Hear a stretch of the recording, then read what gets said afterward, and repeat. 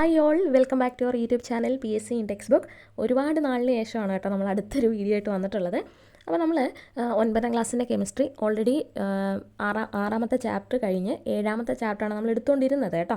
അപ്പോൾ അതിനകത്ത് 6ാമത്തെ ചാപ്റ്ററിനകത്തുനിന്ന് നമ്മൾ ടെക്സ്റ്റ് ബുക്കിനകത്തു നിന്നുള്ള തുടർ പ്രവർത്തനങ്ങൾ ഞാൻ ചെയ്തിട്ടില്ലായിരുന്നു. അത് വളരെ ഇമ്പോർട്ടൻ്റ് ആണ്. അപ്പോൾ ആ ഒരു പോർഷനാണ് നമ്മൾ ഇന്നത്തെ ക്ലാസ് കൊണ്ട് ഉദ്ദേശിക്കുന്നത് കേട്ടോ. അപ്പോൾ ഒരുപാട് നാളത്തെ ഒരു ഗ്യാപ്പിന് ശേഷമാണ് നമ്മൾ ക്ലാസ് ഇടുന്നത് കൊണ്ട് തന്നെ ആ ഒരു ചാപ്റ്റർ നമ്മൾ പെട്ടെന്നൊന്ന് ഓടിച്ചാടി ഒന്ന് റിവൈസ് ചെയ്തതിന് ശേഷം നമുക്ക് തുടർ പ്രവർത്തനങ്ങളിലേക്ക് പോകാം. വളരെ ഇമ്പോർട്ടൻ്റ് ആണ് കേട്ടോ. ആദ്യം മുതൽ അവസാനം വരെ ക്ലാസ് കേൾക്കാൻ പ്രത്യേകം ശ്രദ്ധിക്കണം. പിന്നെ സ്കൂൾ കുട്ടികൾ ആരെങ്കിലും ഈ ക്ലാസ്സുകൾ കാണുന്നുണ്ടെങ്കിൽ നിങ്ങൾക്ക് ഏത് ക്ലാസ്സാണ് അടുത്തത് വേണം എന്നുള്ളത് കമൻറ്റ് ബോക്സിലൊന്ന് കമൻറ്റ് ചെയ്യാൻ മറക്കരുത് കേട്ടോ. ഓക്കെ, അപ്പം അലോഹങ്ങൾ എന്ന് പറയുന്ന ചാപ്റ്ററാണ് നമ്മൾ പഠിച്ചിരുന്നത്. അപ്പോൾ നമുക്കറിയാം നമ്മൾ പ്രധാനമായിട്ടുള്ള അലോഹങ്ങളായിട്ടുള്ള ഓക്സിജനെയും ഹൈഡ്രജനെയും ക്ലോറിനെയും കുറിച്ചൊക്കെയാണ് നമ്മൾ ഈ ഒരു ചാപ്റ്ററിനകത്ത് ഏറ്റവും ഇമ്പോർട്ടൻ്റ് ആയിട്ട് പഠിച്ചിട്ടുള്ളത്. ഇതിനകത്ത് ഓർത്ത് വെക്കേണ്ടത്, എന്നാൽ എക്സാമിന് വളരെയധികം ഇമ്പോർട്ടൻ്റ് ആയിട്ടുള്ള പോയിൻറ്റ്സാണ് നമ്മൾ പറയുന്നത് കേട്ടോ. ഓർത്ത് വെക്കണം. പ്രവർത്തനക്ഷമത കൂട്ടുന്നതിനായിട്ട് വാഹനങ്ങളുടെ ടയറുകളിൽ നിറയ്ക്കുന്ന വാതകം ഏതാണ്? നമ്മൾ ഓൾറെഡി പഠിച്ചതാണ് ഈ ചാപ്റ്റർ. ഇത് ഡീറ്റെയിൽ ആയിട്ട് നിങ്ങൾ കാണണം. അതിൻ്റെ ലിങ്ക് ഞാൻ ഡിസ്ക്രിപ്ഷൻ ബോക്സിൽ കൊടുത്തേക്കാം. പ്ലേലിസ്റ്റ് ചെക്ക് ചെയ്യുകയാണെങ്കിൽ നിങ്ങൾക്ക് തീർച്ചയായിട്ടും പഴയ ക്ലാസ്സുകളൊക്കെ കാണാവുന്നതാണ് കേട്ടോ. അപ്പോൾ പ്രവർത്തനക്ഷമത കൂട്ടുന്നതിനായിട്ട് ടയറുകളിൽ നിറയ്ക്കുന്ന വാതകം ഏതാണ്? നൈട്രജനാണ്. ഓർമ്മയുണ്ടല്ലോ അല്ലേ? പിന്നീട് നമ്മൾ അന്തരീക്ഷത്തിലുള്ള അലോഹങ്ങളെ കുറിച്ചാണ് പറഞ്ഞത്. അതിനകത്ത് ഏറ്റവും കൂടുതൽ അന്തരീക്ഷ വായുവിൽ ഏറ്റവും കൂടുതലുള്ളത് നൈട്രജനാണ്. 78.08% എന്താണ്? നൈട്രജനാണ്. കാർബൺ ഡൈ ഓക്സൈഡിൻ്റെ അളവ് വളരെ കുറവാണ്. 0.038, അതായത് ഒന്നിനും അരയേക്കാളും ഒക്കെ വളരെ കുറവാണ് എന്നുള്ള കാര്യം ഒന്ന് ഓർത്തിരുന്നാൽ മതി. അതുകൊണ്ടാണ് ഞാനത് പ്രത്യേകം പറഞ്ഞത്. പിന്നെ അന്നജം എന്ന് പറഞ്ഞു കഴിഞ്ഞാൽ എന്താണ്? കാർബോഹൈഡ്രേറ്റ് ആണ്. അതിനകത്ത് കാർബണും ഹൈഡ്രജനും ഓക്സിജനുമാണ് ഉള്ളത് കാർബോഹൈഡ്രേറ്റിൽ. എന്നാൽ പ്രോട്ടീൻ നമ്മൾ പറയുന്ന സമയത്ത് ഈ കാർബണും ഹൈഡ്രജനും ഓക്സിജനും കൂടാതെ നൈട്രജനും കൂടി ഉണ്ടെന്നൊന്ന് ഓർത്തിരുന്നാൽ മതി കേട്ടോ. അപ്പോൾ കാർബോഹൈഡ്രേറ്റിനകത്ത് എന്തൊക്കെയുള്ള CHO, കാർബണും ഹൈഡ്രജനും ഓക്സിജനും ആണ്. എന്നാൽ പ്രോട്ടീൻ നമ്മൾ പറയുമ്പോൾ അതിൻ്റെ കൂട്ടത്തിൽ എന്തുകൂടി വരുന്നുണ്ട്? നൈട്രജൻ കൂടി വരുന്നു എന്നുള്ളത് ഓർത്തിരുന്നാൽ മതി. പിന്നീട് ഹെൻറി കാവൻഡിഷാണ് 1766 എന്താണ് ഹൈഡ്രജനെ കണ്ടെത്തിയത്. ജലമുണ്ടാക്കുന്നത് എന്ന അർത്ഥം വരുന്ന ഹൈഡ്രോജീൻസ് എന്ന് പറയുന്ന വാക്കിൽ നിന്നാണ് ഹൈഡ്രജൻ എന്ന പദം ഉണ്ടായത്. ഹൈഡ്രോ എന്ന് കേൾക്കുമ്പോൾ നമുക്ക് ജലവുമായിട്ട് ബന്ധപ്പെട്ടതാണ് എന്നുള്ളത് തീർച്ചയായിട്ടും ഓർമ്മ വരും. പക്ഷേ എന്നിരുന്നാലും അതൊന്ന് ഓർത്ത് വെച്ചേക്കുക കേട്ടോ.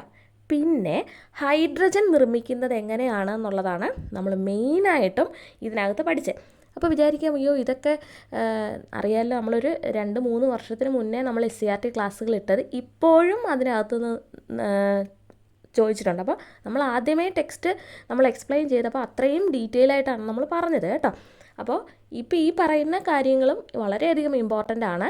കാരണം എത്ര ഡീറ്റെയിലിംഗ് ആയിട്ട് ചോദിച്ചാലും നമ്മളൊരു പ്രാവശ്യം ടെക്സ്റ്റ് നമ്മൾ വായിച്ചാൽ അല്ലെങ്കിൽ ഇതൊക്കെ പറയുമ്പോൾ നിങ്ങൾക്ക് എഴുതാൻ പറ്റണം. അപ്പോൾ ഹൈഡ്രജൻ നിർമ്മിക്കുന്നത് എങ്ങനെയാണ്, പരീക്ഷണശാലയിൽ ഹൈഡ്രജൻ നിർമ്മിക്കുന്നത് എങ്ങനെയാണ് എന്നുള്ളത് ഇതിനകത്ത് പറഞ്ഞിട്ടുണ്ട്. അതായത് ഒരു ലോഹവും ആസിഡും തമ്മിൽ പ്രവർത്തിക്കുന്ന സമയത്ത് അവിടെ ഉണ്ടാകുന്ന വാതകം എന്തായിരിക്കും? എപ്പോഴും ഹൈഡ്രജൻ ആയിരിക്കും. അപ്പോൾ സിങ്കും ഹൈഡ്രോക്ലോറിക് ആസിഡും തമ്മിൽ റിയാക്ട് ചെയ്തിട്ടാണ് പരീക്ഷണശാലയിൽ എന്ത് ചെയ്യുന്നത്? ഹൈഡ്രജനെ നിർമ്മിക്കുന്നത്. എന്താ നമ്മൾ പറഞ്ഞത്? ഹൈഡ്രജനെ നിർമ്മിക്കുന്ന കാര്യം നമ്മൾ പറഞ്ഞത് ശ്രദ്ധിക്കണം കേട്ടോ. അപ്പോൾ അവിടെ എങ്ങനെയാണ്? ഒരു ലോഹവും ആസിഡും തമ്മിൽ റിയാക്ട് ചെയ്യുന്ന സമയത്ത്, ഒരു മെറ്റലും ആസിഡും തമ്മിൽ റിയാക്ട് ചെയ്യുന്ന സമയത്ത് അവിടെ എന്താ ഉണ്ടാകുന്നത്? ഹൈഡ്രജൻ വാതകമാണ് ഉണ്ടാകുന്നത്. അപ്പോൾ ഇവിടെ ഒന്ന് ശ്രദ്ധിച്ചേ. നമ്മൾ ഈ ചാപ്റ്ററിനകത്ത് അലോഹങ്ങൾ പഠിക്കുന്നുണ്ട്. അതുപോലെ അതിനേക്കാളും ഇമ്പോർട്ടൻ്റ് ആയിട്ട് നമ്മൾ 4 ടൈപ്പിലുള്ള രാസപ്രവർത്തനങ്ങളും കൂടി പഠിക്കുന്നുണ്ട്. ഈ ഓരോ അലോഹങ്ങളും ഏത് രീതിയിൽ, ഏത് രാസപ്രവർത്തനത്തിലൂടെയാണ് ഉണ്ടാകുന്നതെന്നുള്ളതാണ് പ്രധാനം കേട്ടോ. അപ്പോൾ ഇവിടെ സിങ്കും ഹൈഡ്രോക്ലോറിക് ആസിഡും കൂടെ. അപ്പോൾ ഇവിടെ ശ്രദ്ധിച്ചേ, HClനകത്ത് Hനെ ആരങ്ങ് മാറ്റുന്നുണ്ട്? സിങ്ക് അങ്ങ് മാറ്റിയിട്ട് HClനകത്ത് Hനെ മാറ്റി പകരം ആര് വന്നിരിക്കുന്നവിടെ? സിങ്ക്. ഉണ്ടോ? അതായത് ഒരു സംയുക്തത്തിൽ ഇവിടെ ഇപ്പം HClനകത്ത്, HCl എന്ന് പറയുന്നൊരു സംയുക്തമാണല്ലോ, 2 കൂടുതൽ ആളുകൾ ഒന്നിച്ച് ചേർന്നിരിക്കുന്നതല്ലേ. അപ്പോൾ ഇവിടെ HCl-നകത്ത് എച്ചിനെ മാറ്റി ആരവിടെ വരും? സിങ്ക്. അതായത് ഒരു സംയുക്തത്തിൽ ഒരാളിരിക്കുന്നതിനെ അയാളെ അങ്ങ് മാറ്റി അവിടെ വേറൊരാൾ വന്നിരിക്കും. അതിനെ നമ്മൾ എന്തെന്ന് പറയുന്നത്? ആദേശ രാസപ്രവർത്തനങ്ങൾ കേട്ടോ. അതിവിടെ ഓൾറെഡി നമ്മൾ ഇതൊക്കെ ഡീറ്റെയിൽ ആയിട്ട് പറഞ്ഞതാണ്. അപ്പോൾ ഡിസ്പ്ലേസ്മെൻറ്റ് റിയാക്ഷൻ അല്ലെങ്കിൽ ആദേശ രാസപ്രവർത്തനം വഴിയാണ് പരീക്ഷണശാലയിൽ എന്ത് നിർമ്മിക്കുന്നത്? ഹൈഡ്രജൻ. അതാണ് അവിടെ ഓർത്തിരിക്കേണ്ടത് കേട്ടോ. അപ്പോൾ HCl-നകത്ത് എച്ചിനെ മാറ്റിയിട്ട് അവിടെ ആര് വന്നിരിക്കും? സിങ്ക് വന്ന് ഇരിക്കും. പിന്നെ നമ്മൾ ഓൾറെഡി പറഞ്ഞു എന്താ, ഒരു മെറ്റലും ആസിഡും തമ്മിൽ റിയാക്ട് ചെയ്യുന്ന സമയത്ത് അവിടെ ഉണ്ടാകുന്ന വാതകം ഏതാണ്? ഹൈഡ്രജനാണ് കേട്ടോ. അപ്പോൾ അപ്പോൾ അവിടെ ആസിഡ് എന്നുള്ളതിന് നേർപ്പിച്ച ആസിഡ് എന്നുള്ളത് ഒന്ന് സ്പെസിഫിക് ആയിട്ട് ഓർത്തിരുന്നതാണ് കേട്ടോ. ലോഹങ്ങളും നേർപ്പിച്ച ആസിഡുമായിട്ട് റിയാക്ട് ചെയ്യുന്ന സമയത്ത് അവിടെ ഉണ്ടാകുന്ന വാതകം എന്താണ്? ഹൈഡ്രജനാണ്. ഇത്തരത്തിലുണ്ടാകുന്നതെല്ലാം തന്നെ എന്താണ്? ആദേശ രാസപ്രവർത്തനങ്ങളാണ്. മഗ്നീഷ്യവും HCl ആണെങ്കിലും സിങ്കും സൾഫ്യൂരിക് ആസിഡ് ആണെങ്കിലും മഗ്നീഷ്യവും നൈട്രിക് ആസിഡ് ആണെങ്കിലും എല്ലാം അങ്ങനെ തന്നെയാണ് കേട്ടോ. അപ്പോൾ നമ്മൾ പറഞ്ഞത് ലോഹങ്ങൾ നേർപ്പിച്ച ആസിഡുമായിട്ട് റിയാക്ട് ചെയ്യുന്ന സമയത്ത് അവിടെ ഉണ്ടാകുന്ന എന്താണ്? ഹൈഡ്രജനാണ്. അത് ആദേശ രാസപ്രവർത്തനത്തിന് ഉദാഹരണമാണ്. ഇനി ഹൈഡ്രജനും ഓക്സിജനും തമ്മിൽ നമുക്കറിയാം, ഹൈഡ്രജന് നമ്മൾ പലപ്പോഴും ഡിസ്കസ് ചെയ്തപ്പം പറഞ്ഞിട്ടുള്ളതാണ്, ഓക്സിജനുമായിട്ട് എന്തെങ്കിലും സാധനങ്ങൾ പ്രവർത്തിക്കുക എന്ന് വെച്ചാൽ എന്താണ്? അത് സത്യത്തിൽ അവിടെ നടക്കുന്നത് എന്താണ്? ജ്വലനമാണ്. അപ്പോൾ ഹൈഡ്രജൻ ഓക്സിജനിൽ കത്തുമ്പോഴാണ് നമുക്ക് എന്ത് കിട്ടുന്നത്? ജലമുണ്ടാകുന്നത് അല്ലേ? അല്ലെങ്കിൽ വൈദ്യുത വിശ്ലേഷണത്തിലൂടെ നമ്മൾ ഹൈഡ്രജനെ ഓൾറെഡി നിർമ്മിക്കും. ഹൈഡ്രജനെ നിർമ്മിക്കാൻ വേണ്ടിയിട്ട് വൈദ്യുത വിശ്ലേഷണം ഒരു മെത്തേഡാണ്. അത് നമ്മളിനിയും പറയും കേട്ടോ. തുടർപ്രവർത്തനത്തിനകത്തൊരു പോയിൻ്റ് ഉണ്ട്, അതുകൊണ്ടാണ് ഞാനിവിടെ അത് എടുത്ത് പറഞ്ഞത്. അപ്പോൾ ഹൈഡ്രജനും ഓക്സിജനും തമ്മിലുള്ള പ്രവർത്തനം ഇവിടെ നോക്കൂ. ഹൈഡ്രജനും ഓക്സിജനും കൂടി ചേരുന്ന സമയത്ത് എന്ത് ചെയ്യും? നമുക്ക് ജലം കിട്ടും. അതല്ലെങ്കിൽ ഹൈഡ്രജൻ്റെ ഓക്സിജൻ്റെ കൂടെ മിശ്രിതത്തിൽ കൂടെ നമ്മൾ എന്ത് ചെയ്യണം? സ്പാർക്ക്, ഇലക്ട്രിസിറ്റി പാസ് ചെയ്യുന്ന സമയത്ത് നമുക്ക് എന്ത് കിട്ടും? ജലം കിട്ടും. അപ്പോൾ ഇവിടെ ഹൈഡ്രജനും ഓക്സിജനും കൂടി ചേർന്നിട്ടാണ് അവിടെ H2O ഉണ്ടാവുന്നത്. സത്യത്തിൽ ഇതെന്താണ്? ഒരു കോമ്പിനേഷൻ റിയാക്ഷനാണ്, ഒരു സംയോജന രാസപ്രവർത്തനമാണ് കേട്ടോ. സംയോജന രാസപ്രവർത്തനത്തിന് ഉദാഹരണമാണ് എന്ത്? ഹൈഡ്രജനും ഓക്സിജനും കൂടി ചേർന്ന് ജലമുണ്ടാകുന്നത്. കൂടാതെ നിങ്ങൾ ശ്രദ്ധിച്ച ആ ഇക്വേഷനകത്ത് പ്ലസ് ഒരു താപം എന്നും കൂടി ഇട്ടിട്ടുണ്ട്. അതായത് ഒരു രാസപ്രവർത്തനം നടക്കുമ്പോൾ അവിടെ എന്തുണ്ടായി? താപം ഉണ്ടായി. താപത്തിനെ അവിടെ മോചിപ്പിച്ചത് അല്ലേ? അതുകൊണ്ട് ഇതൊരു താപമോചക രാസപ്രവർത്തനമാണ് കേട്ടോ. താപമോചക രാസപ്രവർത്തനമാണ്. ഒന്ന് ഓർത്തിരുന്നേക്കണേ. എന്താ ഓർത്തിരിക്കേണ്ടത്? ഹൈഡ്രജനും ഓക്സിജനും കൂടി ചേർന്ന് ജലമുണ്ടാകുന്നത് ഒരു താപമോചക രാസപ്രവർത്തനമാണ്. കൂടാതെ അതൊരു സംയോജന രാസപ്രവർത്തനത്തിന് ഉദാഹരണമാണ്. അപ്പോൾ എന്താണ് സംയോജനം? രണ്ടെണ്ണം ചേർന്ന് പുതുതായിട്ട് ഒരെണ്ണം ഉണ്ടാകുന്നത്, രണ്ടോ അതിലധികമോ ലഘുപദാർത്ഥങ്ങൾ ചേർന്നിട്ട് ഒരു സംയുക്തമായിട്ട് മാറുന്നതിനെ നമ്മൾ എന്തെന്ന് പറയുന്നത്? സംയോജന രാസപ്രവർത്തനം എന്ന് പറയുന്നത്. പിന്നീട് ഹൈഡ്രജനും ക്ലോറിനും തമ്മിലുള്ള റിയാക്ഷനാണ് കൊടുത്തിട്ടുള്ളത്. അതും എന്താണ്? സംയോജന രാസപ്രവർത്തനത്തിന് ഉദാഹരണമാണ് കേട്ടോ. ഹൈഡ്രജനും ക്ലോറിനും സൂര്യപ്രകാശത്തിൻ്റെ സാന്നിധ്യത്തിൽ എന്തായിട്ട് മാറും? HCl ആയിട്ട് മാറും. ഓക്കെ. അപ്പോൾ ഇവിടെ പിന്നീട് നമ്മൾ വളരെ വളരെ ഇമ്പോർട്ടൻ്റ് ആയിട്ടുള്ളൊരു സാധനമാണ് നമ്മൾ അടുത്തത് പറയുന്ന കലോറിഫിക് വാല്യൂ ആണ് കേട്ടോ. അപ്പോൾ ഹൈഡ്രജനെ ഒരു ഇന്ധനമായിട്ട് നമ്മൾ ഉപയോഗിക്കാൻ ഏറ്റവും കൂടുതൽ അതിൻ്റെ എന്ത് ഫീച്ചർ നോക്കിയിട്ടാണെന്ന് പറഞ്ഞു കഴിഞ്ഞാൽ അതിൻ്റെ കലോറിഫിക് വാല്യൂ ആണ്. അതായത് യൂണിറ്റ് മാസ് ഹൈഡ്രജനെ നമ്മൾ കത്തിക്കുന്ന സമയത്ത് എത്രത്തോളം എനർജി അവിടെ ഉണ്ടാകുന്നു. അപ്പോൾ ഇവിടെ കുറേ എണ്ണത്തിൻ്റെ കലോറിഫിക് വാല്യൂ കൊടുത്തിട്ടുണ്ട്. അതിനകത്ത് ഏറ്റവും കൂടുതൽ കലോറിഫിക് വാല്യൂ ഉള്ളത് എന്തിനാണ്? ഹൈഡ്രജനാണ്. അത് ആ വാല്യൂ ഒന്ന് ഓർത്ത് 143 എന്ന് ഓർത്തിരുന്നാൽ മതി. അപ്പോൾ അത് നമുക്ക് പെട്ടെന്ന് കിട്ടും. അപ്പോൾ എന്താണ് കലോറിഫിക് വാല്യൂ അല്ലെങ്കിൽ കലോറിക മൂല്യം എന്ന് പറഞ്ഞു കഴിഞ്ഞാൽ ഒരു യൂണിറ്റ് മാസ് ഇന്ധനം പൂർണ്ണമായി ജ്വലിക്കുമ്പോൾ സ്വതന്ത്രമാക്കുന്ന താപോർജ്ജമാണ്. അല്ലെങ്കിൽ തന്നെ നമ്മൾ ഫ്യൂവൽ ഇന്ധനം എന്ന് പറഞ്ഞു കഴിഞ്ഞാൽ എന്താ? കത്തുമ്പോൾ നമുക്ക് എന്ത് കിട്ടണം? ചൂട് കിട്ടണം ഇല്ലേ? ഹീറ്റ് എത്രത്തോളം ഉണ്ടാകുന്നു എന്നുള്ളതാണ്. അപ്പോൾ ഇവിടെ നിങ്ങൾ ശ്രദ്ധിച്ചേ, ഒരു കാര്യം കൂടി നിങ്ങളൊന്ന് ശ്രദ്ധിച്ചേ. ഇതിൻ്റെ യൂണിറ്റ് എന്താണ്? ചിലപ്പോൾ നിങ്ങൾക്ക് ഓപ്ഷനാണ്, നമുക്കറിയാമല്ലോ. ഇപ്പോൾ ഭ്രാന്ത് പിടിക്കും, എത്ര അറിയാവുന്നവരാണെങ്കിലും ഈ ഓപ്ഷനൊക്കെ കാണുമ്പോഴത്തേക്ക് നമുക്ക് ഭ്രാന്ത് പിടിക്കും. അപ്പോൾ അത്രയും ഡീറ്റെയിൽ ആയിട്ട് നമുക്ക് തെറ്റാത്ത രീതിയിൽ വേണം പഠിച്ചു വെക്കാൻ. അപ്പോൾ ഇവിടെ നോക്കിക്കേ, അതിൻ്റെ യൂണിറ്റ് എന്താ കൊടുത്തിരിക്കുന്നത്? Kilo joule per gram. അതായത് 1 ഗ്രാം ഇന്ധനം കത്തുമ്പോൾ എത്ര കിലോ ജൂൾ കിട്ടും? യൂണിറ്റ് മാസ്, അതല്ലെങ്കിൽ 1 കിലോഗ്രാം ഇന്ധനം കത്തുമ്പോൾ എത്രത്തോളം ഊർജ്ജമാണ് നമുക്കിവിടെ കിട്ടുന്നത് എന്നുള്ളത്. അപ്പോൾ ഇവിടെ കിലോ ജൂൾ പെർ ഗ്രാം, അല്ലെ കിലോ ജൂൾ പെർ കിലോഗ്രാം, ആ ഒരു രീതിയിലാണ് എന്ത് വരുന്നത്, യൂണിറ്റ് വരുന്നത് എന്തിൻ്റെ, കലോറിഫിക് വാല്യൂവിൻ്റെ. അതും കൂടി ഒന്ന് ഓർത്തിരിക്കണം. പിന്നീട് ഫ്യുവൽ സെല്ല് നമ്മൾ ഡിസ്കസ് ചെയ്തിട്ടുണ്ടായിരുന്നു. അതായത് ഹൈഡ്രജൻ ഓക്സിജനും കൂടി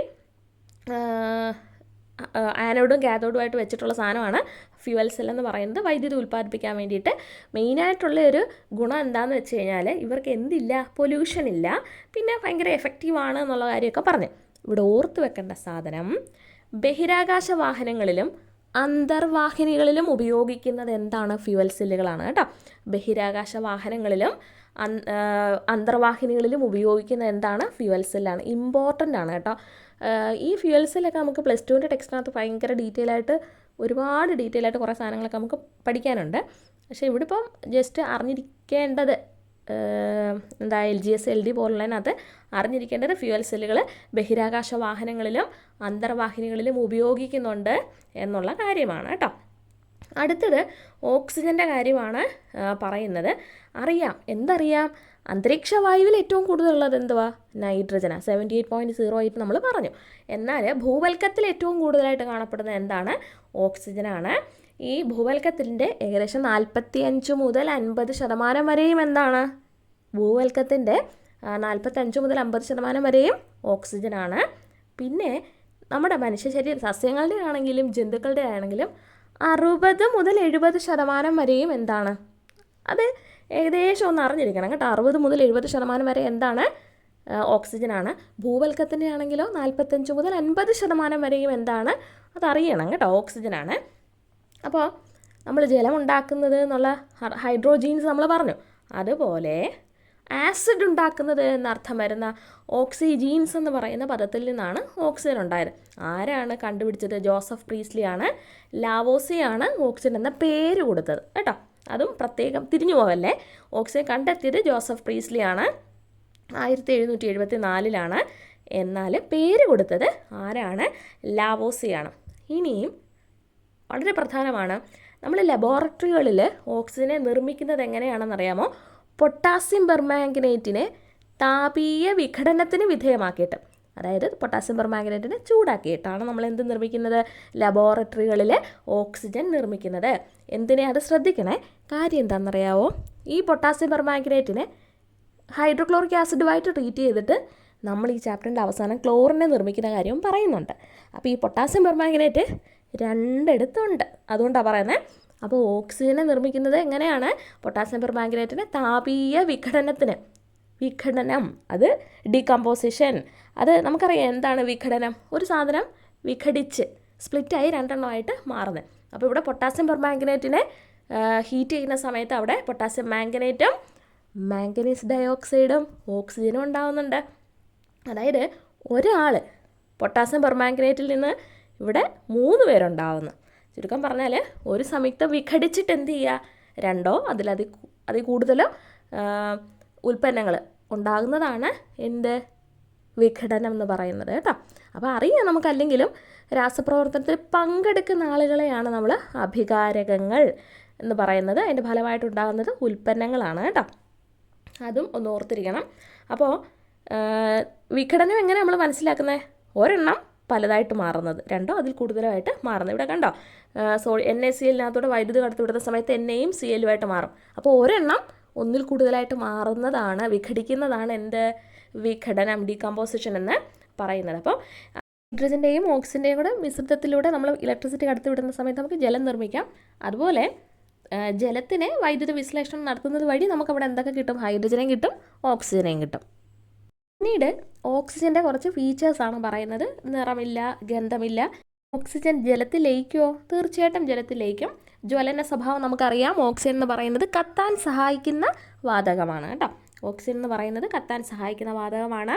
ഓക്സിജനിൽ കത്തുന്ന പ്രവർത്തനത്തിനാണ് നമ്മൾ എന്തെന്ന് പറയുന്നത്, ജ്വലനം എന്ന് പറയുന്നത്. പിന്നെ ഓർത്തിരിക്കേണ്ട ഒരു പ്രധാനപ്പെട്ട കാര്യമാണ് എന്ത്, ജൈവ വിഘടനം. നമുക്കറിയാം ഓൾറെഡി ഉള്ള ഓക്സിജൻ O2 എന്ത് ചെയ്യും, UV റേസിനെ ആഗിരണം ചെയ്തുകൊണ്ട് 2 O ആയിട്ട് മാറും. ഇങ്ങനെ ഉണ്ടാകുന്ന എന്ത് ചെയ്യും, നോർമലി ഇരിക്കുന്ന വേറൊരു O2 ആയിട്ട് ചേർന്നിട്ടാണ് O3 ആയിട്ട് മാറുന്നത്. അതാ പറയുന്നത് അന്തരീക്ഷ ഓക്സിജൻ എന്ത് ചെയ്യും? ഊർജ്ജം കൂടിയിട്ടുള്ള അൾട്രാവയലറ്റ് വികിരണങ്ങളെ ആഗിരണം ചെയ്ത് വിഘടിക്കുകയും ഇങ്ങനെ ഉണ്ടാകുന്ന ഒരു ഓക്സിജൻ എന്ത് ചെയ്യും? ഓക്സിജൻ തന്മാത്രയുമായിട്ട് ചേർന്നിട്ടാണ് O3 ഉണ്ടാകുന്നത് എന്നുള്ളത് ഓർത്തിരിക്കണം കേട്ടോ. പിന്നെ നമുക്കറിയാം സെപ്റ്റംബർ 16 എന്ത് അന്താരാഷ്ട്ര ഓസോൺ ദിനമെന്നുള്ളത്. ഇതൊരു സൈക്ലിക് പ്രോസസ്സാണ്. എന്ത് അൾട്രാവയലറ്റ് വികിരണങ്ങളെ ആഗിരണം ചെയ്തുകൊണ്ട് O2 പിന്നീട് എന്താ O3 ആയിട്ട് മാറുന്നത് കേട്ടോ. അന്തരീക്ഷ പാളികൾ ജസ്റ്റ് ഇവിടെ നിന്ന് കൊടുത്തിട്ടുണ്ട്. Troposphere, stratosphere, mesosphere, thermosphere, exosphere. അപ്പോൾ ഇതിനകത്ത് ഭൗമോപരിതലത്തിനോട് ചേർന്ന് കാണപ്പെടുന്ന എന്താണ്? ട്രോപ്പോസ്ഫിയർ ആണ്. താപനില ഏറ്റവും കുറവുള്ളത് മീസോസ്ഫിയർ ആണ്. താപനില സൂര്യൻ്റെ ചൂട് കാരണം ഏറ്റവും കൂടുതൽ താപനിലയുള്ളത് തെർമോസ്ഫിയർ ആണ്. അപ്പോൾ ഇത് കെമിസ്ട്രി പഠിച്ചപ്പോൾ അതിൻ്റെ ഇടയ്ക്ക് ജസ്റ്റ് ഇങ്ങനെ കൊടുത്തതേ ഉള്ളൂ. എന്നാലും ഇതിനകത്ത് പ്രധാനപ്പെട്ട പോയിന്റ് നമ്മളൊന്നുകൂടി ഒന്ന് പറഞ്ഞതേ ഉള്ളൂ കേട്ടോ. ബഹിരാകാശത്തേക്ക് വ്യാപിച്ചു കിടക്കുന്നത് ഏത് അന്തരീക്ഷ പാളിയാണ്? എക്സോസ്ഫിയർ ആണ്. അതും ഓർത്ത് വെച്ചേക്കണേ. പിന്നീട് നൈട്രജൻ. നമ്മൾ പറഞ്ഞു 2 ഓക്സിജൻ ചേർന്നിട്ടാണ് O2 കാണപ്പെടുന്നത്. അടുത്ത നൈട്രജനാണ് അടുത്ത അലോഹം എന്ന് പറയുന്നത്. അന്തരീക്ഷവായുവിൽ ഏറ്റവും കൂടുതൽ കാണപ്പെടുന്ന നൈട്രജൻ ആണെന്ന് നമ്മൾ പറഞ്ഞു. നൈട്രജനിൽ കാണപ്പെടുന്ന ബന്ധനം എന്താണ്? ത്രിബന്ധനമാണ്. അതായത് 3 ജോഡി ഇലക്ട്രോണുകളെ പരസ്പരം പങ്കുവെച്ചുകൊണ്ടാണ് അവരെന്ത് ചെയ്യുന്നത്? ഒരു സംയുക്തമായിട്ട് ഒരു മോളിക്യൂളായിട്ട് ഇരിക്കുന്നത്, ഒരു തന്മാത്രയായിട്ട് ഇരിക്കുന്നത്. അപ്പോൾ നൈട്രജൻ്റെ മോളിക്യൂളിൽ തന്മാത്രയിൽ കാണപ്പെടുന്ന ബന്ധനം എന്താണ്? ത്രിബന്ധനമാണ്. ഓർത്ത് വെച്ചേക്കണേ. സസ്യങ്ങളുടെയും ജന്തുക്കളുടെയും അവശിഷ്ടങ്ങൾ സൂക്ഷ്മജീവികളെ ജൈവ വിഘടനത്തിന് വിധേയമാക്കുന്നു നമുക്കറിയാം. ആ ജൈവ വിഘടനത്തിൽ എന്താ നടക്കുന്നതെന്നറിയാമോ? ജൈവ തന്മാത്രകളുടെ ഓക്സീകരണം. അത് ഓർത്തിരിക്കണം കേട്ടോ. സൂക്ഷ്മജീവികൾ ജൈവ തന്മാത്രകളെ ഓക്സീകരിച്ചിട്ടാണ് അവർക്ക് ആവശ്യമായിട്ടുള്ള ഊർജ്ജം എടുക്കുന്നത്. അങ്ങനെയാണ് ജൈവ വിഘടനം നടക്കുന്നത് എന്നുള്ളതൊന്ന് ഓർത്ത് വെച്ചേക്കണം പ്രധാനമായിട്ടും. പിന്നീട് റോക്കറ്റ് ഇന്ധനങ്ങളിൽ ഓക്സികാരിയായിട്ട് ഉപയോഗിക്കുന്നത് ആരെയാണ്? ഓക്സിജനെയാണ് കേട്ടോ. പ്രധാനപ്പെട്ട പോയിൻ്റാണ്. റോക്കറ്റ് ഇന്ധനങ്ങളിൽ ഓക്സികാരിയായിട്ട് ഉപയോഗിക്കുന്ന ആരെയാണ്? ഓക്സിജനെയാണ് എന്നുള്ളത് ഓർത്തിരിക്കണം. പിന്നീട് അന്തരീക്ഷത്തിലെ സ്ട്രാറ്റോസ്ഫിയറിലാണ് ഓസോൺ കൂടുതലായിട്ട് കാണപ്പെടുന്നത്. അതെങ്ങനെ ഉണ്ടാവുന്നത്? അന്തരീക്ഷ ഓക്സിജൻ എന്ത് ചെയ്യും? അൾട്രാവയലറ്റ് വികിരണങ്ങളെ ആഗിരണം ചെയ്തിട്ട് ഈ ഓക്സിജൻ O2 എന്നുള്ളത് 2 O ആയിട്ട് മാറും. ഇങ്ങനെ ഉണ്ടാകുന്ന ഒരു ഓക്സിജൻ വീണ്ടും ഓക്സിജൻ തന്മാത്ര. നമുക്കറിയാം ഓക്സിജൻ എങ്ങനെ കാണപ്പെടുന്നത്? ഒരു ഡയറ്റോമിക് മോളിക്യൂളാണ്. 2 ആറ്റങ്ങൾ ചേർന്ന് ഒരു മോളിക്യൂളായിട്ടാണ് കാണപ്പെടുന്നത്. അപ്പോൾ ഏറ്റവും ഇമ്പോർട്ടൻ്റ് ആയിട്ടുള്ള ഒരു കാര്യമാണ് നമ്മൾ അടുത്തത് പറയുന്നത് കേട്ടോ. നമുക്കറിയാം അന്തരീക്ഷത്തിൽ ഏറ്റവും കൂടുതലുള്ളത് നൈട്രജനാണ്. പക്ഷേ സസ്യങ്ങൾക്ക് അന്തരീക്ഷത്തിൽ ഏറ്റവും കൂടുതലുണ്ട്. പക്ഷേ അവർക്ക് നേരിട്ട് ആഗിരണം ചെയ്യാൻ പറ്റത്തില്ല. നൈട്രേറ്റിൻ്റെ രൂപത്തിലാണ് സസ്യങ്ങൾ ആഗിരണം ചെയ്യുന്നത്. അപ്പോൾ ഇടിമിന്നൽ ഉണ്ടാകുന്ന സമയത്ത് ഈ നൈട്രജനകത്ത് ഓൾറെഡി ത്രിബന്ധനമാണെന്ന് നമ്മൾ പറഞ്ഞല്ലോ, അതങ്ങ് വിച്ഛേദിക്കും. അതായത് അതില്ലാതാവുകയും അന്തരീക്ഷത്തിലുള്ള ഓക്സിജനുമായിട്ട് ഇവർ ചേർന്നിട്ട് അവിടെ NO ഉണ്ടാവും, നൈട്രിക് ഓക്സൈഡ്. ഇത് പ്രത്യേകം ശ്രദ്ധിക്കണം. ഇതിങ്ങനെ തന്നെ ചോദിച്ചിട്ടുള്ളതാണ്. ഇങ്ങനെ ഓർത്താൽ മതി. ഇടിമിന്നൽ ഉണ്ടാകുന്ന സമയത്ത് നമ്മൾ ഇടി ഉണ്ടാകുമ്പോൾ നോ എന്നാണ് പറയുന്നത്. ആ നോ എന്താണ്? നൈട്രിക് ഓക്സൈഡാണ് എന്നുള്ളത് പ്രത്യേകം ഓർത്തിരിക്കണം. നൈട്രിക് ഓക്സൈഡ് ആണെന്നുള്ളത് ഓർത്തിരിക്കണം. NO ആണ് നൈട്രിക് ഓക്സൈഡ്. ഈ നൈട്രിക് ഓക്സൈഡ് വീണ്ടും കൂടുതൽ ഓക്സിജനുമായിട്ട് ചേർന്നിട്ട് അവിടെ നൈട്രജൻ ഡയോക്സൈഡ്. നമുക്ക് CO2 എന്തുവാ? കാർബൺ ഡൈ ഓക്സൈഡ് എന്നുള്ളത് അറിയാം. അപ്പോൾ NO2 എന്താണ്? Nitrogen dioxide. ഓർത്തിരിക്കണം.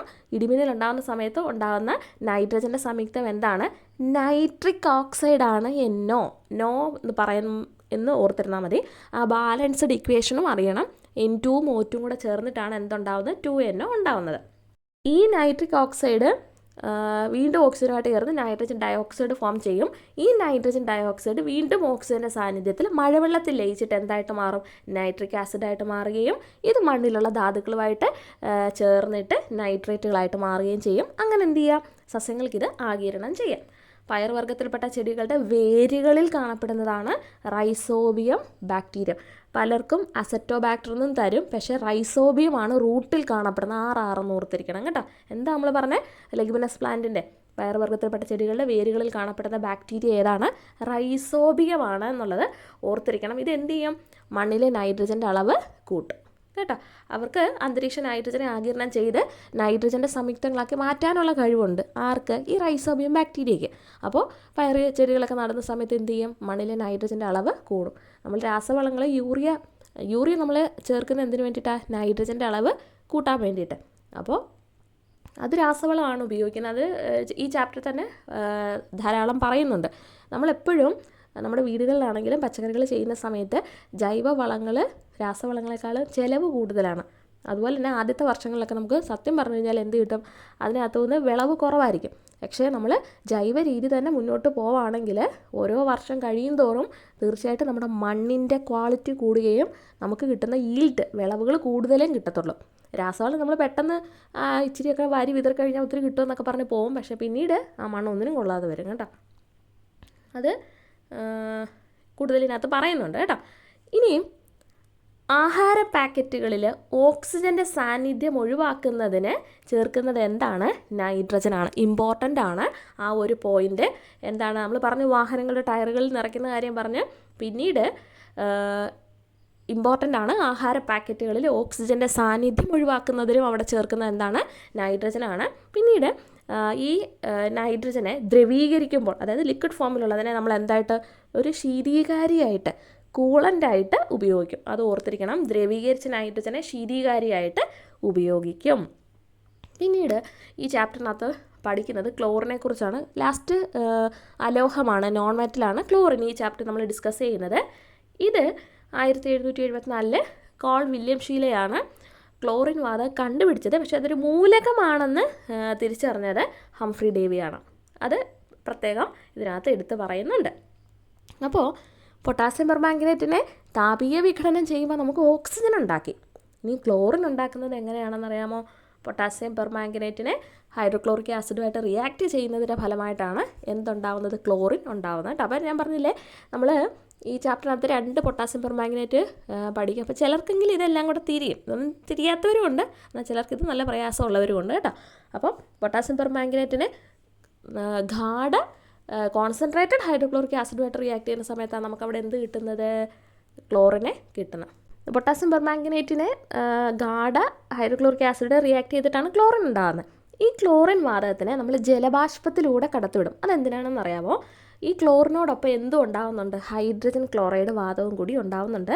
അപ്പോൾ ഇത് ജലബാഷ്പത്തിലൂടെ കടത്തിവിടുന്ന സമയത്ത് ഹൈഡ്രജൻ ക്ലോറൈഡിനെ എന്ത് ചെയ്യാൻ പറ്റും? ജലത്തിൽ ലയിപ്പിച്ച് നമുക്ക് നീക്കം ചെയ്യാൻ പറ്റും. അപ്പോൾ ചോദിക്കും, ഈ ജലബാഷ്പത്തിനെ നമുക്ക് എങ്ങനെ നീക്കം ചെയ്യാം? അതിനെന്ത് ചെയ്താൽ മതി? ക്ലോറിൻ വാതകത്തിനെ ഗാഢ സൾഫ്യൂരിക് ആസിഡിൽ കൂടി കടത്തിവിടുന്ന സമയത്ത് എന്ത് ചെയ്യും?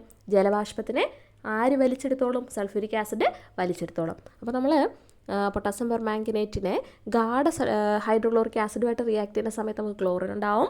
ഈ ക്ലോറിനെ ജലബാഷ്പത്തിൽ കൂടി കടത്തിവിടുന്നത് എന്തിനാണെന്ന് ചോദിച്ചു കഴിഞ്ഞാൽ എന്താണ്? ഇതിനോടൊപ്പം ഉണ്ടാകുന്ന ഹൈഡ്രജൻ ക്ലോറൈഡിനെ ജലബാഷ്പത്തിൽ ലയിപ്പിച്ച് കളയാൻ വേണ്ടിയിട്ട്. അപ്പോൾ ഈ ജലബാഷ്പം എങ്ങനെ മാറ്റും? അതിന് സൾഫ്യൂരിക് ആസിഡ് കൂടി കടത്തിവിട്ടാൽ മതി. കാരണം സൾഫ്യൂരിക് ആസിഡിന് ജലബാഷ്പത്തിനെ ജലത്തിനെ നിർവീര്യമാക്കാൻ പറ്റും, ആഗിരണം ചെയ്ത് കളയാൻ പറ്റും. അപ്പോൾ 2 കാര്യങ്ങൾ അവിടെ പറഞ്ഞു. ക്ലോറിനെ ജലബാഷ്പത്തിൽ കൂടി കടത്തിവിടുന്നത് എങ്ങനെയാണ്? എന്തിനാണ്? ജലബാഷ്പം എങ്ങനെ നമുക്ക് റിമൂവ് ചെയ്യാം? അപ്പോൾ ക്ലോറിൻ വാതകത്തിനെ ജലബാഷ്പത്തിൽ കടത്തിവിടുന്നത് എന്തിനു വേണ്ടിയിട്ടാണ്? ക്ലോറിനോടൊപ്പം ഉണ്ടാകുന്ന ഹൈഡ്രജൻ ക്ലോറൈഡ് വാതകത്തെ ജലത്തിൽ ലയിപ്പിച്ചിട്ടങ്ങ് കളയാൻ വേണ്ടിയിട്ട്. ഈ ജലബാഷ്പം പിന്നെ എങ്ങനെ നമ്മൾ റിമൂവ് ചെയ്യും? അതിനെ സൾഫ്യൂരിക് ആസിഡ് കൂടി കടത്തിവിട്ടാൽ മതി. ഓർത്തിരിക്കണം, 1-ാം ലോക മഹായുദ്ധകാലത്ത് ജർമ്മനി ഉപയോഗിച്ചിരുന്ന ഒരു പ്രധാനപ്പെട്ട രാസായുധമാണ് എന്ത്? ക്ലോറിൻ.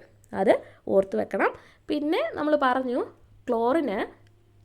ക്ലോറിനെ നമ്മൾ വില്യം കോൾഷിയിലാണ് അത് കണ്ടെത്തിയത്. എന്നാൽ ഒരു മൂലകമായിട്ട് കണ്ടെത്തിയത് ഹംഫ്രി ഡേവിയാണ്.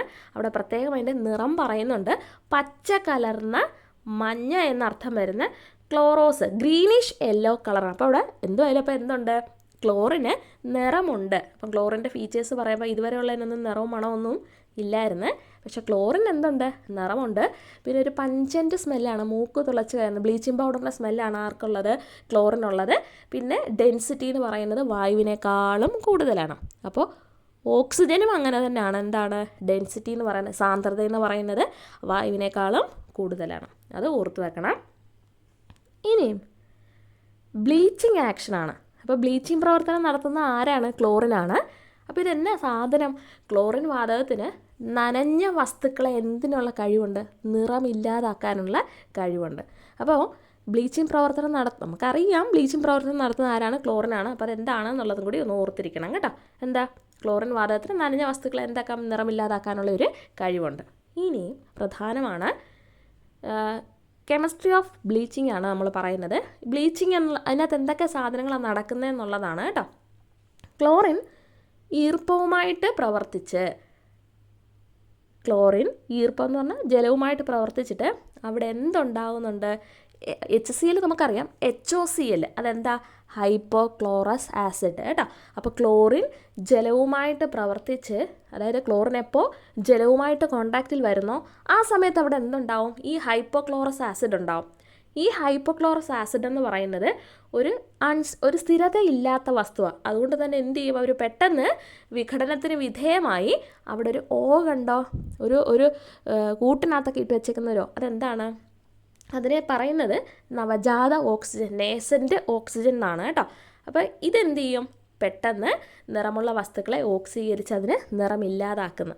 നമ്മൾ ഓൾറെഡി പറഞ്ഞു എന്താണ്, ഈർപ്പവുമായിട്ട് പ്രവർത്തിക്കുമ്പോൾ നിറമുള്ള വസ്തുക്കളെ നിറമില്ലാതാക്കാൻ പറ്റും. അതെങ്ങനെയാണെന്നുള്ളത് നമ്മൾ പറഞ്ഞത്.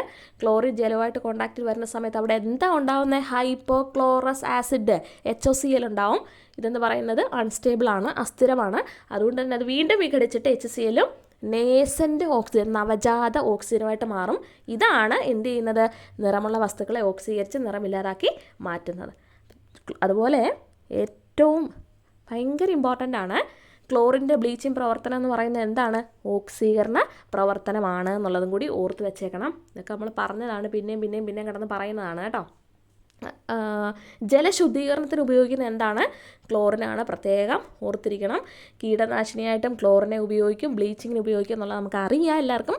പിന്നെ എടുത്ത് ചോദിക്കുകയാണെങ്കിൽ എന്താ, തുണികളിലെയും ഒക്കെ കറ കളയുന്നതിൽ പ്രത്യേകം എടുത്ത് ചോദിക്കുകയാണെങ്കിലും ക്ലോറിനാണ്, അത് ഒക്കെ ഓർത്ത് വെച്ചേക്കണം കേട്ടോ. ഇനി എങ്ങനെയാണ് ബ്ലീച്ചിങ് പൗഡർ നിർമ്മിക്കുന്നത് എന്നുള്ളതും കൂടി ഓർത്ത് വെച്ചേക്കണം.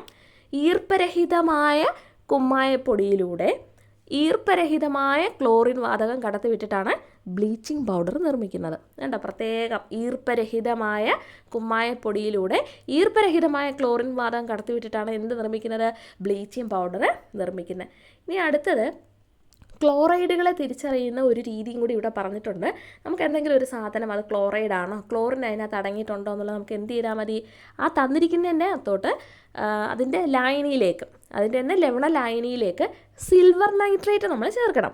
ഈ സിൽവർ നൈട്രേറ്റ് ചേർക്കുമ്പോൾ തൈര് പോലെ എന്തെങ്കിലും ഒരു അവശിപ്തം, ഒരു പ്രസിപ്പിറ്റേറ്റ് അവിടെ ഉണ്ടാകുവാണെങ്കിൽ അതിനെ എടുത്ത് അമോണിയം ലായനിയിൽ ചേർക്കുമ്പോൾ അത് അമോണിയം ലായനിയിൽ ലയിക്കുവാണെങ്കിൽ അതെന്താണ്? ക്ലോറൈഡാണ്. +1 +2 ഒക്കെ സയൻസ് എടുത്തവർക്ക് അറിയാം, സാൾട്ട് അനാലിസിസ് കുറേ പ്രൊസീജിയർ പഠിക്കുന്നതാണ് അല്ലേ. അപ്പം ക്ലോറൈഡിനെ തിരിച്ചറിയുന്ന വിധമാണ് എന്താ തന്നിരിക്കുന്ന ലവണ ലായനിയിലേക്ക് എന്ത് ചേർക്കണം? സിൽവർ നൈട്രേറ്റ് ചേർക്കുമ്പോൾ തൈര് പോലുള്ള അവശിപ്തം ഉണ്ടാകുകയും അത് അമോണിയം ലായനിയിൽ ലയിക്കുകയും ചെയ്യുവാണെങ്കിൽ നമുക്ക് തന്നിട്ടുള്ളത് എന്താണ്? ക്ലോറൈഡാണ് എന്നുള്ളത് മനസ്സിലാക്കാം. അത് മാത്രം ഓർത്തിരുന്നാൽ മതി. പക്ഷേ ഇവിടെ ഒന്ന് നിങ്ങൾ ശ്രദ്ധിച്ചേ, ഇപ്പം നമ്മൾ NaCl നമുക്ക് തന്നിട്ടുള്ളതെന്ന് വിചാരിച്ചു. ഈ NaClനകത്തോട്ട് അപ്പോൾ നമ്മൾ എന്ത് ചെയ്യും? സിൽവർ നൈട്രേറ്റ് എന്ന് പറഞ്ഞാൽ എന്താണ്? AgNO3. സിൽവർ എന്ന് പറയുന്നത് Ag ആണല്ലോ. അപ്പോൾ നമുക്ക് തന്നേക്കുന്ന ക്ലോറൈഡാണോ നമ്മൾ തിരിച്ചറിയുന്നത് എങ്ങനെയാണ്? നമുക്ക് തന്നേക്കുന്ന ഇപ്പോൾ NaCl ആണെങ്കിൽ അതിൻ്റെ ലവണ ലായനിയിലോട്ട് നമ്മൾ എന്ത് ചേർക്കണം? സിൽവർ നൈട്രേറ്റ് AgNO3 ചേർത്ത്. അപ്പോൾ അവിടെ ഒരു പ്രസിപ്പിറ്റേറ്റ് ഉണ്ടാവും, അത് അമോണിയം ലായനിയിൽ എന്ത് ചെയ്യണം? ലയിക്കണം. അപ്പോൾ ഈ ഒരു റിയാക്ഷൻ ഒന്ന് നോക്കിക്കേ, നമുക്കിവിടെ വേറെ സാധനം പഠിക്കണം. അതിന് വേണ്ടിയിട്ടാണ് NaClഉം AgNO3 കൂടെ ചേരുമ്പം നോക്കിക്കേ, ഒന്നുകൂടെ സൂക്ഷിച്ച് നോക്കിക്കേ. ആ NaClനകത്തെ NAക്ക് പകരം തൊട്ടിപ്പുറത്ത് നോക്കുമ്പോൾ എന്തോ Ag ആയിരിക്കുന്നത് അല്ലയോ? എന്നാൽ AgNO3കകത്തെ Agക്ക് പകരം എന്തോ ഇരിക്കുന്നത്? അപ്പുറത്തെ NA ആണേ. അപ്പോൾ രണ്ട് പേര് ചേർന്നപ്പോൾ അവർ പരസ്പരം എക്സ്ചേഞ്ച് ആയി. അപ്പോൾ ദേ കിടക്കുന്ന പുതിയ ഒരു റിയാക്ഷൻ, ഡബിൾ ഡീകമ്പോസിഷൻ, എന്താണ്? ദ്വിവിഘടനം. അതാണ് ഇവിടെ നമുക്ക് പ്രധാനമായിട്ടും പഠിക്കാനുള്ളത്. എന്താ? രണ്ട് സംയുക്തങ്ങൾ തമ്മിൽ പ്രവർത്തിക്കുമ്പോൾ അതിൻ്റെ അയോണുകളെ അവർ എന്ത് ചെയ്ത് പരസ്പരം വെച്ച് മാറിയിട്ട് പുതിയ രണ്ട് സംയുക്തങ്ങളായിട്ട് മാറി. ഇതിനെ നമ്മൾ എന്തെന്ന് പറയുന്നത്? ദ്വിവിഘടനം, ഡബിൾ ഡീകമ്പോസിഷൻ എന്ന് പറയുന്നത്. ഡബിൾ ഡീകമ്പോസിഷൻ നമുക്ക് ഐഡൻറ്റിഫൈ ചെയ്യാൻ അറിയണം കേട്ടോ. അപ്പോൾ ഇവിടെ കണ്ട ഒരു എക്സാമ്പിൾ വീണ്ടും കൊടുത്തിട്ടുണ്ട്. H2SO4ഉം BaCl2 കൂടെ ചേരുമ്പോൾ എന്താ? BaCl2നകത്ത് BA മാറ്റി H വന്നിരിക്കും. അപ്പോൾ അവിടെ HCl ഉണ്ടാവും. H2SO4നകത്ത് H2നെ മാറി അവിടെ ആര് വന്നിരിക്കും? BA വന്നിരിക്കും. പരസ്പരം അയോണുകളെ അവർ വെച്ച് മാറി. അതാണ് എന്ത്? Double decomposition. അപ്പോൾ ഇതൊക്കെ നമ്മൾ ഡീറ്റെയിൽ ആയിട്ട് പറഞ്ഞതാണ്. ഒത്തിരി നാളിന് ശേഷം നമ്മൾ തുടങ്ങിയതുകൊണ്ടാണ് വീണ്ടും അത് ഞാൻ ഒന്നുകൂടെ റിവൈസ് ചെയ്തത്. അപ്പോൾ ആദ്യമായിട്ട് കേൾക്കുന്നവരാണെങ്കിൽ പോലും ഇനി പറഞ്ഞ പോയിന്റുകളെല്ലാം വളരെ വളരെ വളരെ ഇമ്പോർട്ടൻ്റ് ആണ് കേട്ടോ. അപ്പോൾ നമുക്ക് വിലയിരുത്താം, എന്നേക്ക് പോവാം. അപ്പോൾ ഫസ്റ്റ് ക്വസ്റ്റ്യൻ, ചില പദാർത്ഥങ്ങൾ ബോക്സിൽ നൽകിയിരിക്കുന്നു. ഇവയിൽ നിന്നും പരീക്ഷണശാലയിൽ ഓക്സിജൻ, ഹൈഡ്രജൻ എന്നിവ നിർമ്മിക്കാൻ ആവശ്യമായിട്ടുള്ള സാധനങ്ങൾ എന്തൊക്കെയാണെന്ന് കണ്ടെത്താനെന്നാണ്. നമുക്കറിയാം ഓക്സിജൻ നിർമ്മിക്കുന്നത് എങ്ങനെയാണ്?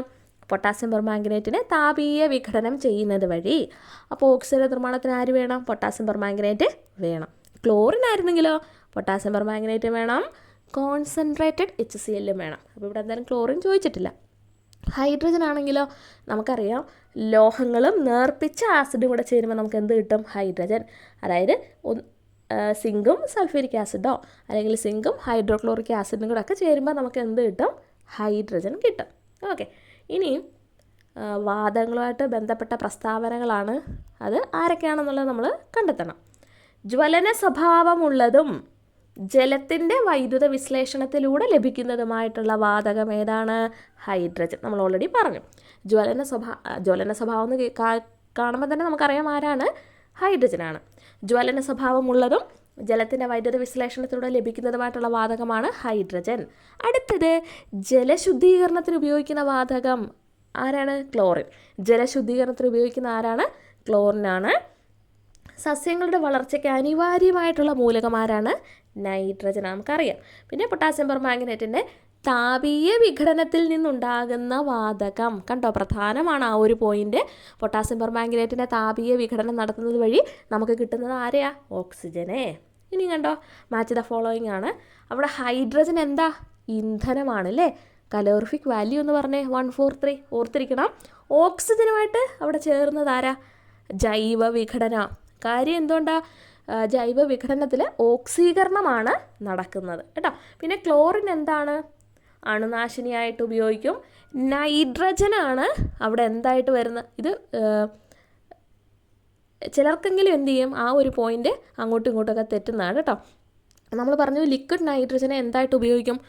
കൂളിംഗ് ഏജൻ്റായിട്ട്, ശീതീകാരിയായിട്ട് ഉപയോഗിക്കുന്ന നമ്മൾ ഓൾറെഡി പറഞ്ഞു. പ്രധാനപ്പെട്ട പോയിൻ്റാണ്. നൈട്രജനാണ് ശീതീകാരി. ക്ലോറിൻ എന്ന് പറയുന്നത് എന്താണ്? അണുനാശിനിയാണ് കേട്ടോ. ക്ലോറിൻ അണുനാശിനിയാണ്, ഹൈഡ്രജൻ ഇന്ധനമാണ്, ഓക്സിജൻ ജൈവ വിഘടനം. പ്രധാനപ്പെട്ടതാണ് കേട്ടോ. വീണ്ടും പറയുന്ന നൈട്രജൻ എന്താണ്? ശീതീകാരിയാണ്. പരീക്ഷണശാലയിൽ ക്ലോറിൻ നിർമ്മിക്കുന്നത് വീണ്ടും എടുത്ത് ചോദിച്ചിട്ടുണ്ട്. നമുക്കറിയാം പൊട്ടാസ്യം പെർമാംഗനേറ്റും കോൺസെൻട്രേറ്റഡ് ഹൈഡ്രോക്ലോറിക് ആസിഡും കൂടി റിയാക്ട് ചെയ്യുന്നതിൻ്റെ ഫലമായിട്ടാണ് എന്തുണ്ടാകുന്നത്? ക്ലോറിൻ ഉണ്ടാകുന്നത്. നമ്മൾ പറഞ്ഞായിരുന്നു ഈ ക്ലോറിൻ നിർമ്മാണ സമയത്ത് ഇവരെ സൾഫ്യൂരിക് ആസിഡിൽ കൂടി കടത്തിവിടുന്നത് എന്തിനു വേണ്ടിയിട്ടാണ് എന്നുള്ളത്. സൾഫ്യൂരിക് ആസിഡിനകത്തൂടെ കടത്തിവിടുന്നത് എന്തിനു വേണ്ടിയിട്ടായിരുന്നു? ജലബാഷ്പത്തിനെ മാറ്റാൻ വേണ്ടിയിട്ട് ഇല്ലേ. പിന്നീട് ജലത്തിൻ്റെ സാന്നിധ്യത്തിൽ ബ്ലീച്ചിങ് പൗഡറിൽ നിന്നും പുറത്തു വരുന്ന വാതകം, അവിടെ ഉണ്ടാകുന്ന വാതകം എന്താണ്? ക്ലോറിനാണ് കേട്ടോ. അപ്പോൾ ശ്രദ്ധിക്കണേ, ക്ലോറിന് ഈർപ്പവുമായിട്ട് പ്രവർത്തിക്കുമ്പോൾ നിറമുള്ള വസ്തുക്കളെ നിറമില്ലാതാക്കാൻ പറ്റും. അതാണല്ലോ ബ്ലീച്ചിങ് എന്ന് പറയുന്നത്. ക്ലോറിനെ നിർമ്മിക്കാൻ വേണ്ടിയിട്ട് നമ്മൾ പൊട്ടാസ്യം പെർമാംഗനേറ്റും കോൺസെൻട്രേറ്റഡ് ഹൈഡ്രോക്ലോറിക് ആസിഡുമാണ് എടുത്തത്. അപ്പോൾ ആ സമയത്ത് നമ്മൾ ഇവരെ സൾഫ്യൂരിക് ആസിഡിൽ കൂടെ കടത്തിവിടും. സൾഫ്യൂരിക് ആസിഡിനകത്തൂടെ ക്ലോറിൻ വാതകത്തിനെ കടത്തിവിടുന്നത് എന്തിനു വേണ്ടിയിട്ടാണ്? അതിനകത്തുള്ള ജലബാഷ്പത്തിനെ റിമൂവ് ചെയ്യാൻ വേണ്ടിയിട്ട് കേട്ടോ. പിന്നീട് ബ്ലീച്ചിങ് പൗഡർ നിർമ്മിക്കുന്നത് എങ്ങനെയാണ് പറഞ്ഞായിരുന്നു. എന്താണ്? ഈർപ്പരഹിതമായ കുമ്മായപ്പൊടിയിലൂടെ ഈർപ്പരഹിതമായ ക്ലോറിനെ കടത്തിവിട്ടിട്ടാണ് ബ്ലീച്ചിങ് പൗഡർ നിർമ്മിക്കുന്നത്. ഈ ബ്ലീച്ചിങ് പൗഡർ ഈർപ്പവുമായിട്ട്, അതായത് ജലവുമായിട്ട് പ്രവർത്തിക്കുമ്പോഴാണല്ലോ ബ്ലീച്ചിങ് ആക്ഷൻ നടക്കുന്നത്. ആ സമയത്ത് അവിടെ ഉണ്ടാകുന്ന വാതകം എന്താണ്? ജലത്തിൻ്റെ സാന്നിധ്യത്തിൽ ബ്ലീച്ചിങ് പൗഡറിൽ നിന്ന് പുറത്തു വരുന്ന വാതകം, കൺഫ്യൂഷൻ ഒന്നും വേണ്ട, ക്ലോറിൻ തന്നെയാണ്. പിന്നീട് രാസവളം പൂർണ്ണമായിട്ട് ഉപേക്ഷിച്ച് ജൈവവളം പ്രോത്സാഹിപ്പിക്കണം എന്ന് നമ്മൾ ഓൾറെഡി നമുക്കറിയാം അതിൻ്റെ ഇമ്പോർട്ടൻസ് എത്രത്തോളമാണ് എന്നുള്ളത് കേട്ടോ. കൃഷി ഇഷ്ടമുള്ളവർ രണ്ടാമത്തെ ചാനലൊന്ന് ഫോളോ ചെയ്യണേ. ഈ വീഡിയോസ് ഫുള്ള് കാണുന്നവരാരെങ്കിലുമൊക്കെ ഉണ്ടോയെന്ന് എനിക്കറിയാം. തീർച്ചയായിട്ടും നമ്മൾ ഇത്രയും ഗ്യാപ്പിൽ ഇട്ടിട്ട് പോലും വീണ്ടും ഞാൻ ക്ലാസ് എനിക്ക് ഇടാനുള്ളൊരു പ്രചോദനം എന്ന് പറഞ്ഞാൽ വരുന്ന കമൻസ് ആണ് കേട്ടോ. ഒരുപാട് പേര് ക്ലാസ് ഫോളോ ചെയ്യുന്നുണ്ട് എന്നുള്ള വളരെ വളരെ സന്തോഷം കേട്ടോ. ഇനിയും നമ്മൾ പറഞ്ഞു ഈ ചാപ്റ്ററിനകത്ത് സംയോജന രാസപ്രവർത്തനം എന്തുവാ, വിഘടനം എന്തുവാ, ആദേശം എന്താണ്, ഡബിൾ ഡീകമ്പോസിഷൻ, വിഘടനം എന്താണെന്നുള്ളത് പറഞ്ഞു. അപ്പോൾ താഴെ കൊടുത്തിട്ടുള്ള രാസപ്രവർത്തനങ്ങളെ നമുക്ക് 3 മാറ്റണം. അപ്പോൾ നിങ്ങൾ ടെക്സ്റ്റ് നോക്കിയാൽ മതി. ഇത് ഞാനിപ്പോൾ ഏതൊക്കെയാണ് എന്നുള്ളത് പറയാം. നമുക്ക് ഓൾറെഡി അറിയാം MgO2 കൂടെ രണ്ടുപേരും കൂടെ ചേർന്ന് പുതിയ ഒരെണ്ണം ഉണ്ടാവുക. എന്താണ് അവിടെ? സംയോജനമാണ്, കോമ്പിനേഷനാണ് അല്ലേ. H2O2 കൂടെ ചേർന്ന് പുതിയൊരാൾ ഉണ്ടാവുക. അതും അപ്പോൾ എന്താണ്? സംയോജന രാസപ്രവർത്തനത്തിന് ഉദാഹരണമാണ്. പിന്നെ ഒരാൾ സ്പ്ലിറ്റ് ചെയ്ത് രണ്ടായിട്ട് മാറുന്നത് എന്താണ്? ഡീകമ്പോസിഷൻ, അതായത് വിഘടനമാണ്. പിന്നീട് നമ്മൾ പറഞ്ഞ് രണ്ടുപേര് ചേരുമ്പോൾ അതിനകത്തുള്ള അയോണുകളെ പരസ്പരം അങ്ങോട്ടും ഇങ്ങോട്ടും മാറുന്നതാണ് ഡബിൾ ഡീകമ്പോസിഷൻ. അപ്പോൾ NaClനകത്തുള്ള NAയ്ക്ക് പകരം Ag വന്നിരിക്കും, AgNO3-കകത്തുള്ള Agക്ക് പകരം അപ്പുറത്തിരിക്കുന്ന NAയും വന്നിരിക്കും. അതെന്താ? ഡബിൾ ഡീകമ്പോസിഷനാണ്. തൊട്ടിപ്പുറത്തും അങ്ങനെ തന്നെ. ZnSO4-നകത്ത് Zn പകരം Ba വന്നിരിക്കും, BaCl2-നകത്ത് Baക്ക് പകരം അപ്പുറത്തിരിക്കുന്ന Zn വന്നിരിക്കും. അതെന്താ? ഡബിൾ ഡീകമ്പോസിഷനാണ്. ഇനിയും ഒരാൾ, അതായത് Zn H2SO4-ആയിട്ട് റിയാക്ട് ചെയ്യുമ്പോൾ H2SO4-നകത്തുള്ള H2-നെ മാറ്റി അവിടെ Zn വന്നിരിക്കുന്നതാണ് ആദേശ രാസപ്രവർത്തനം, ഡിസ്പ്ലേസ്മെൻറ്റ് റിയാക്ഷൻ എന്ന് പറയുന്നത്. ഇനി FeSO4 Zn-നുമായിട്ട് റിയാക്ട് ചെയ്യുമ്പം Zn എന്തോ ചെയ്യും? FeSO4-നകത്തുള്ള Fe തട്ടിക്കളഞ്ഞ് Zn വന്നിരിക്കും. അപ്പോൾ ZnSO4 ഉണ്ടാവും. അതും എന്താണ്? ആദേശ രാസപ്രവർത്തനത്തിന് ഉദാഹരണമാണ്, ഡിസ്പ്ലേസ്മെൻറ്റ് റിയാക്ഷൻ. പിന്നെ CaCO3 വിഘടിച്ച് CaOയും CO2 ആയിട്ട് മാറും. ഒരെണ്ണം രണ്ടായിട്ട് വിഘടിച്ച് മാറുന്നതാണ് എന്ത്? വിഘടനം, ഡീകമ്പോസിഷൻ റിയാക്ഷൻ. അപ്പോൾ ഇത്രയുമാണ് ഈ അലോഹങ്ങൾ എന്ന് പറയുന്ന ചാപ്റ്ററിനകത്തു നിന്നുള്ള മുഴുവൻ കാര്യങ്ങൾ നമ്മൾ ഈ ഒരു വീഡിയോയിൽ ഡിസ്കസ് ചെയ്ത് ഡീറ്റെയിൽ ആയിട്ട് വേണം എന്നുള്ളവർ എന്ത് ചെയ്യുക? പ്ലേലിസ്റ്റിനകത്ത് കൊടുത്തിട്ടുണ്ട്, ലിങ്ക് ഞാൻ ഒന്നുകൂടി ഡിസ്ക്രിപ്ഷൻ ബോക്സിൽ കൊടുത്തേക്കാം. പിന്നെ ക്ലാസ് കാണുന്നവർ തീർച്ചയായിട്ടും നിങ്ങളുടെ അഭിപ്രായങ്ങൾ പറയുക കേട്ടോ. അഭിപ്രായങ്ങൾ വൈകുന്നതിനനുസരിച്ചിട്ട് ക്ലാസ്സുകൾ 1-2 വർഷം കഴിഞ്ഞിട്ടായിരിക്കും വരുന്നത്. അപ്പോൾ തീർച്ചയായിട്ടും നിങ്ങൾ അഭിപ്രായങ്ങൾ അറിയിക്കുക കേട്ടോ. അപ്പോൾ നിങ്ങളുടെ വിലയേറിയ അഭിപ്രായങ്ങൾക്കായി കാതോർത്തുകൊണ്ട് നിർത്തട്ടെ. നന്ദി, നമസ്കാരം.